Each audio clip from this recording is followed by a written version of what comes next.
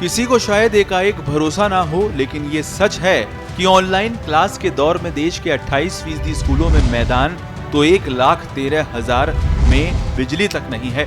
ये तस्वीर देश के 10,20,000 सरकारी स्कूलों की है। जब बिजली ही नहीं है तो कंप्यूटर और इंटरनेट जैसी सुविधाओं की पहुंच इन स्कूलों में पढ़ने वाले बच्चों तक कितनी होगी, इसका सहज ही अंदाजा लगाया जा सकता है।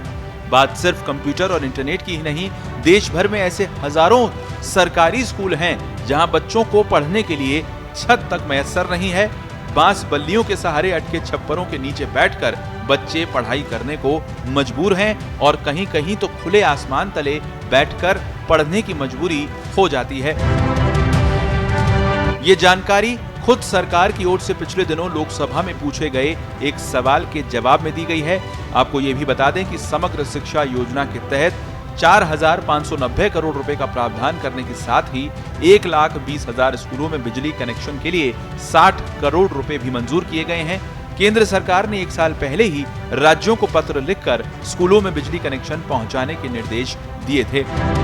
इतना ही नहीं, ये भी कहा गया था कि पहाड़ी इलाकों और दूरस्थ स्कूलों में सौर और अक्षय ऊर्जा से बिजली पहुंचाई जानी चाहिए। RTE यानी शिक्षा का अधिकार अधिनियम 2009 के तहत स्कूल के पास बुनियादी सुविधाओं वाले 12 भवन के साथ खेल का मैदान होना अनिवार्य है। लेकिन लोकसभा में सांसदों ने इस मुद्दे पर सवाल किए तो केंद्रीय शिक्षा मंत्री धर्मेंद्र प्रधान ने जानकारी दी कि देश भर में 10,22,000 से ज्यादा सरकारी स्कूल हैं। इनमें से करीब 2,80,000 यानी 28% में खेल के मैदान नहीं है।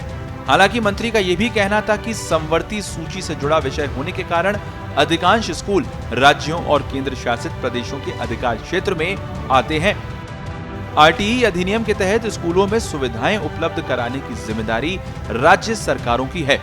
शिक्षा मंत्रालय की तरफ से पिछले साल जारी एक रिपोर्ट में ये बताया गया था कि देश के 90% सरकारी स्कूलों में बच्चों को ट्रेनिंग देने के लिए कंप्यूटर नहीं है। इसके अलावा 66% स्कूल इंटरनेट की पहुंच से दूर हैं। ऐसा नहीं है कि सरकारी स्कूलों की दशा सब जगहों पर ही खराब है। जन सहभागिता से शिक्षकों ने कई सरकारी स्कूलों को महंगी शिक्षा वाले निजी स्कूलों के मुकाबले में लाकर खड़ा कर दिया है। उजला पक्ष ये भी है कि दिल्ली, तमिलनाडु, पंजाब, गोवा, चंडीगढ़, दादरा और नगर हवेली, दमन-दीव, पुडुचेरी के सभी सरकारी स्कूलों में बिजली कनेक्शन है। इस बात से इनकार नहीं किया जा सकता कि शिक्षा के क्षेत्र में सुधार के सरकारी दावों के मुताबिक काम होता दिखता नहीं है। सरकारी स्कूलों में पढ़ने वाले बच्चे अधिकतर गरीब मजदूर परिवार से ही आते हैं। स्कूल मध्याह्न भोजन, साइकिल, गणवेश, छात्रवृत्ति सहित अन्य तमाम योजनाओं के माध्यम से बच्चों को विद्यालय की ओर खींचने की कोशिश की जा रही है।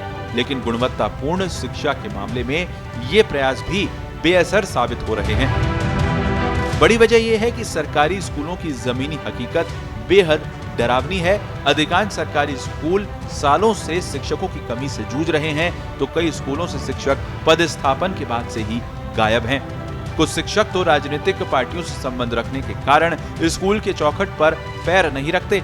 स्कूलों में शिक्षक पदस्थ होने के बावजूद पढ़ाने नहीं जाते। 2-4 शिक्षकों की तैनाती में अधिकांश डाटा संग्रह और भोजन बनवाने में व्यस्त रह जाते हैं। ऐसे में सवाल उठना स्वाभाविक है कि सरकारी स्कूल में पढ़ाई करने वाले बच्चे अपने बेहतर भविष्य का निर्माण कैसे कर पाएंगे। उच्च और मध्यम वर्ग के बच्चे तो प्राइवेट स्कूलों में अपने भविष्य का निर्माण करते हैं।